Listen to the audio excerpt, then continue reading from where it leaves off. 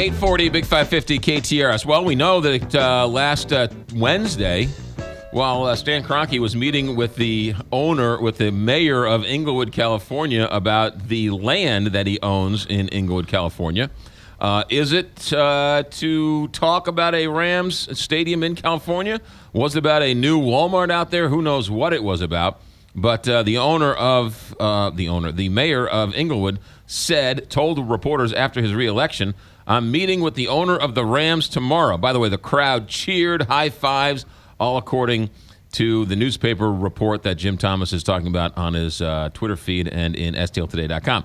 But more importantly, what does St. Louis and what does the region have to do to build a new stadium to keep the Rams here in St. Louis? David Stokes, looking at this from a money perspective and a government perspective. Good morning, David Stokes of the Show Me Institute.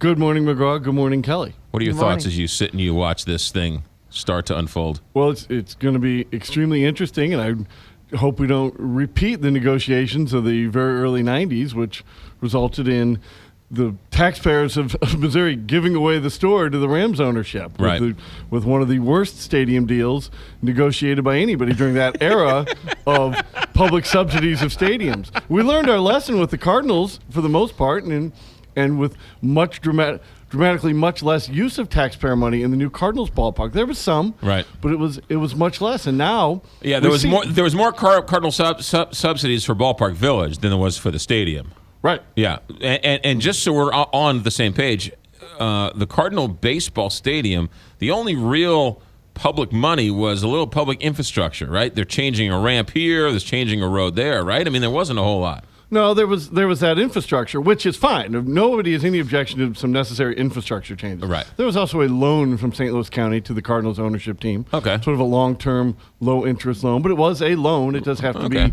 paid back eventually. Right. So there was public money beyond infrastructure. But even fully incorporating all of that, it was still primarily financed privately. Right. Okay. And we're seeing that around sports now as we go back to the new Giants-Jets football, the new Meadowlands, the Cowboy Stadium in San Francisco. Now these stadiums are back to being privately financed, as they should be, unless somebody out there thinks that people who don't like sports should be compelled by government to pay taxes to support sports teams, as if that's some sort of fundamental role of government. MetLife Stadium, paid for by the owners of the Jets and the Giants. Jerry's World down in Dallas, right? He wrote $1 billion check for that. I want to say the new stadium in San Francisco is all privately funded. So both the football and the baseball. So you're right. I mean, we have sort of turned the page from these from these publicly financed stadiums. So now, what does that mean here? How are they going to get a deal done? Because it seems like everyone agrees that there's going to have to be some public money to build something around here. Well, I don't know if everybody agrees. Everybody talking at the press conference the other day might have agreed that. Right. But we'll see what the ordinary citizens and taxpayers of Missouri, how they feel about that. And what I really want to stress, and you can see we've got some blogs up of this at showmedaily.org. There are studies of the economic impact of publicly financed stadiums. Right. And the results are not positive. So when you hear politicians or boosters or anybody, we can talk about what level of subsidy might be appropriate for the Rams, either the Jones Dome or a new stadium.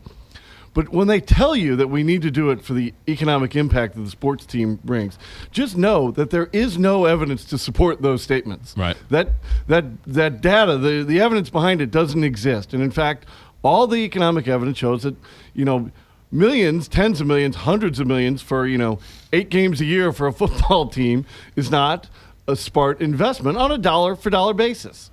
Now, there are things harder to define, like what's it like to be a big team city, the pride that comes with a successful football team.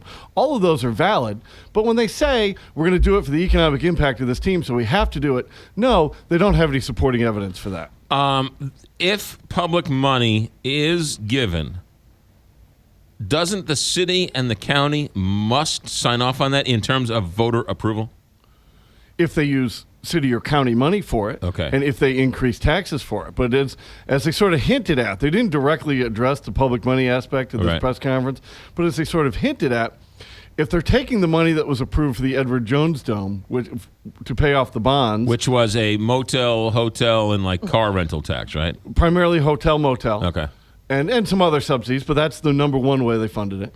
If they're simply taking that money, which will be paid off in about 7 years now for the city, the county, and the state. Right. Because right now all three entities pay money to that each year. If they're just going to return that money to a new purpose without increasing taxes, they probably have a legal argument that they don't need any voter approval at that point if they just keep the same pot. Now, I would think they would have an ethical argument to go back to the same people who approved it the first time and say, well, do we want to use it for a sports stadium again? Right. With the evidence behind now that with the knowledge that many of the new stadiums are not using public money, and with the economic evidence that it really doesn't affect your growth much, the Rams are great. I love having the Rams in downtown St. Louis. I don't think the Rams are helping to save downtown St. Louis here.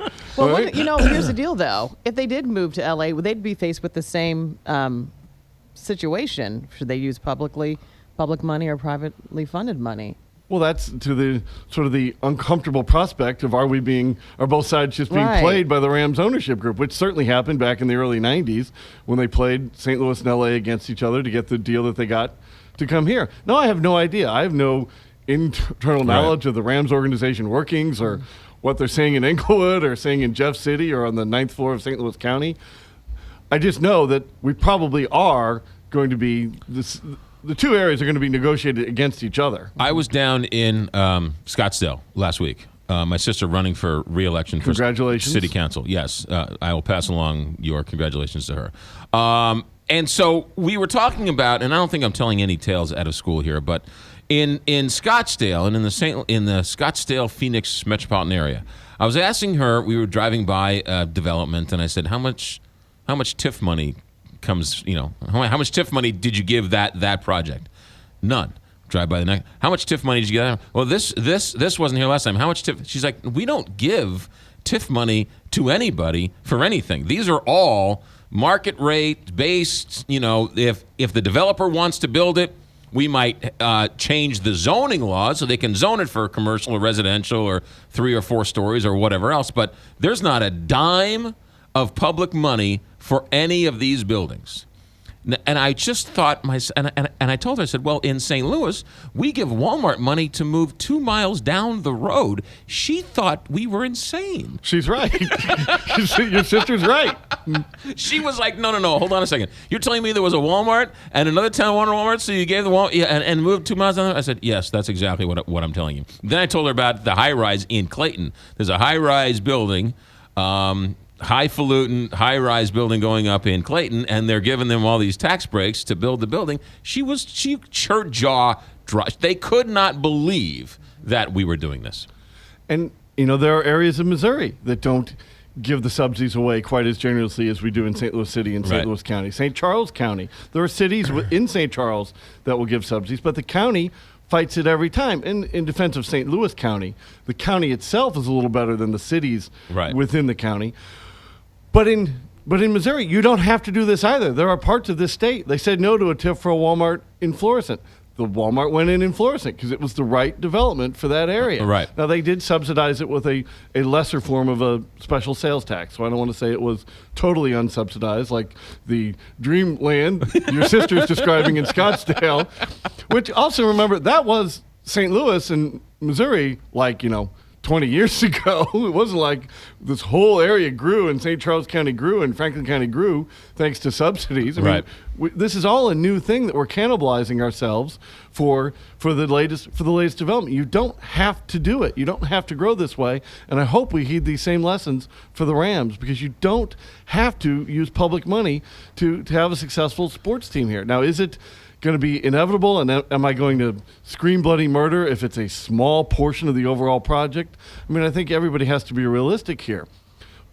But on the whole, remember. But if you're not going to pass money for roads, and you're not going to fully fund the education budget, and you're not going to do all these other things, how can you justify giving money to build a stadium for a billionaire owner? Mm-hmm. Well, I don't think you can. And I think you put that very well, McGraw. I mean, it would be very hard, I think. And I'd be surprised if the majority of the people of this region or this state, because there's state money at play here. A Chiefs fan in Kansas City has the same amount of stake here as a Right. Rams fan in Jefferson County.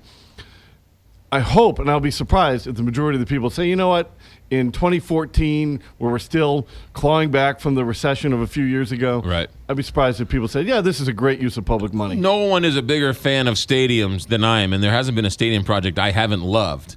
But I think you have to really ask yourself the question on this time around. It's just the world changed. It's a different world we live in.